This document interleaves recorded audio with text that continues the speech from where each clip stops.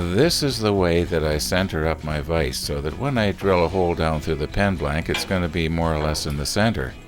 But this video is actually not about the way I set up the vise. It's about a problem that I didn't realize I had until yesterday. That's right, yesterday I was drilling a hole through what looked like a pilot hole.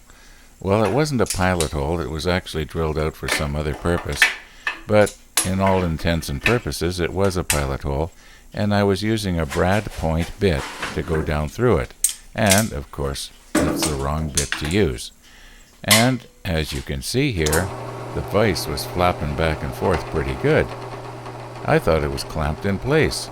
I thought that when the pen blank was clamped in place, everything was tight. Nothing would move. I was wrong.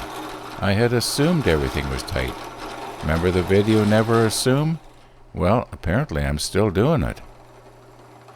Well, I'm sure you can see what's happening there. The jaws on that vise are moving back and forth pretty bad, and when I realized what was happening, I tried to stop it by holding onto the handle. Meanwhile, back to this is how I center my vise.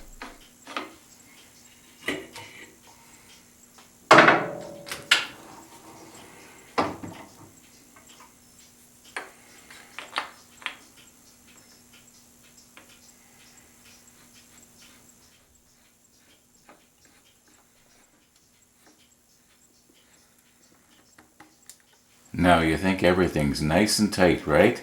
It's not going to move. Well, watch this.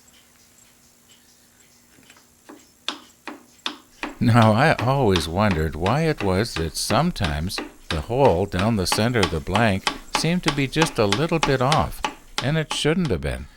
Now I know why. Now I realize there's an easy fix to this, but it's going to be a nuisance.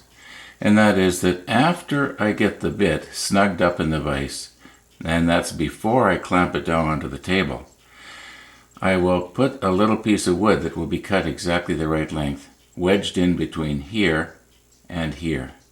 That will always hold this shaft in this direction. Then I will clamp it down onto the table, and then when I remove the little piece of wood, back it off, put in my pen blank, when I then tighten it up, and then put the little piece of wood back in, then it should be centered and it's not going to move. Anyway, I shouldn't have to do that. Now I have actually been asked in the past, would I get this same vise again if I had to replace it?